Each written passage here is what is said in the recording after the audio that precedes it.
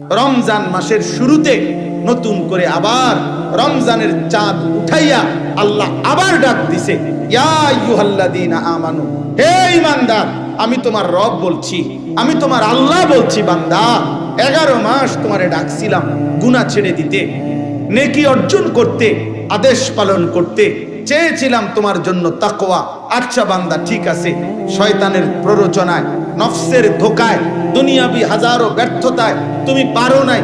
কমতি হয়ে গেছে, ঘাটতি হয়ে গেছে, গুনাহ ছাড়তে পারো নাই, গুনাহ বেশি হয়ে গেছে, নেকি কম হয়ে গেছে। যাও বান্দা, সব বাদ দাও, আমি আল্লাহ তাআলা সব ভুলে গেলাম, সব বাদ দিলাম। এবার আমি আবার নতুন করে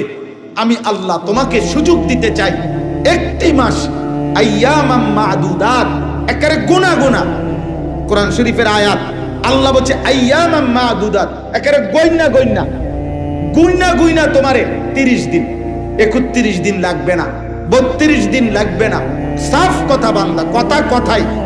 গুনবা, তুমি নিজে গুনবা 30 দিন অথবা 29 দিন, 31 হবে না, প্রয়োজনে 30-এর একদিন আগে শেষ করে দেব। 29 বা 30 দিনে গোনা এই একটি মাস তুমি, আবারও বলছি, 11 মাসের ভুল ভ্রান্তি ছেড়ে দিয়ে নতুন করে ঘুরে দাঁড়িয়ে তুমি পিছনের সব ভুলে একটি মাস মাত্র গুনে গুনে গুনাহ বর্জন করো, আমি আল্লাহর ইবাদত করো, 5 ওয়াক্ত নামাজ পড়ো, গুনাহ ত্যাগ করো, হারাম ত্যাগ করো, দিল জবান চলাফেরা আচরণ উচ্চারণের হেফাজত করো, রোজা পালন করো, সুবহে সাদিক থেকে সন্ধ্যা পর্যন্ত যাবতীয় খাদ্য পানীয় স্বামী স্ত্রীর বৈধ মিলামেশা থেকে বিরত থাকো, সবগুলো গুনাহ ছেড়ে দাও, আমার জিকির, আমার তেলাওয়াত, ইফতার, সাহারি, তাহাজ্জুদ, তারাবি, ইতিকাফ, এই আমলের মধ্যে লেগে থাকো, আমি আল্লাহ